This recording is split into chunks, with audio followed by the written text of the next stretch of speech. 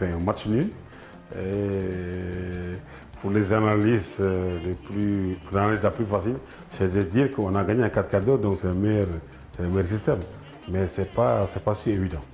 Donc c'est l'entraîneur avant de partir en Coupe du Monde, il a essayé plusieurs systèmes donc, pour faire appel à toutes sortes de systèmes quand on en a besoin. Donc la Pologne a joué avec 3 défenseurs. L'entraîneur a mis 4-4-2 avec 2 attaquants pour gérer les 3 défenseurs. Le Japon jouait avec un 4-3-3, donc il n'a pas estimé qu'il devait mettre 2 attaquants de point devant. Donc il a joué un 4-2-3-1. Donc c'est plus. Donc je pense que c'est quand on connaît le football et quand on respecte les principes et la déontologie de l'entraîneur, je suis vraiment mal placé pour dire qu'il faut qu'il doit jouer avec tel système. Donc je pense qu'il est assez outillé, il connaît son groupe en profondeur. Donc il va faire l'analyse des 2 matchs pour pouvoir, contre la Colombie, voir des systèmes appropriés pour donner une réponse aux questions posées.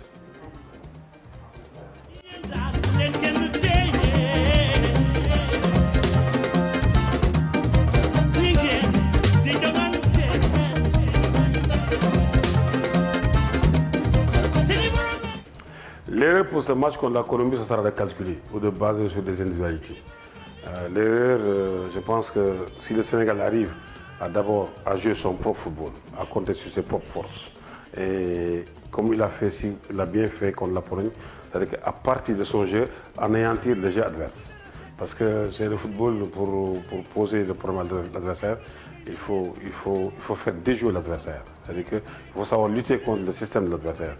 Lutter contre le système de l'adversaire, ce n'est pas seulement venir défendre. C'est de par son jeu, les faire déjouer. Comme la Pologne. La Pologne, on sait que c'est l'équipe qui faisait des sorties propres. Mais on a obligé la Pologne à balancer avec nos grands gabarits que nous avons derrière. On a gagné tous les deuxièmes ballons. Dans le football, c'est des équations qu'on te pose à plusieurs inconnus. D'abord qu'il faut répondre. C'est un rapport de force perpétuel. Technique, tactique. Quand on regarde contre le Japon, il y a aussi la course-poursuite. Dans cette course-poursuite-là, au niveau but, le Sénégal était devant. Le Sénégal a mené 2 fois score. Mais au niveau jeu, le Japon était devant. Et donc, je vous dis par là, c'est dans le jeu qu'on doit s'améliorer encore. Parce que vous savez, le football, il y a 2 temps. On a le ballon ou on n'a pas le ballon. Quand on a le ballon, on ouvre l'espace, avec ce qu'on appelle les intervalles. Quand on n'a pas le ballon, on ferme l'espace. Maintenant, nous, ce qu'il faut corriger contre le Japon, c'est le moment où on a le ballon qu'on ouvre l'espace et de suite le fermer perpétuellement. C'est-à-dire que souvent, on a du mal à... Les Japonais ont trouvé beaucoup de passes dans les intervalles et parce qu'il y avait une succession d'intervalles qu'on n'a pas su fermer. Et quand on n'avait pas le ballon, quand on a eu le ballon, on ne le gardait pas souvent. Parce que, tu sais pourquoi? Parce que souvent, on courait beaucoup pour récupérer le ballon. Et quand tu récupères le ballon, tu es fatigué, tu n'as pas le temps de faire des passes. Et du coup,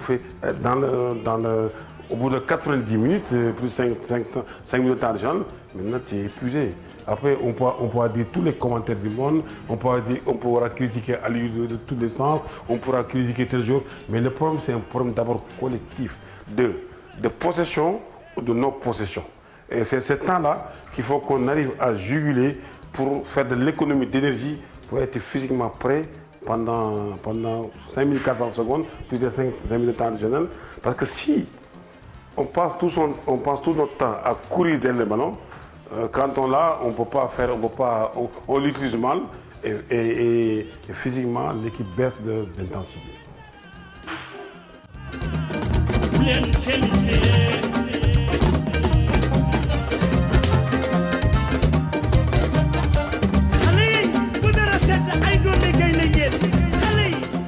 Vous savez, le football est démocratique.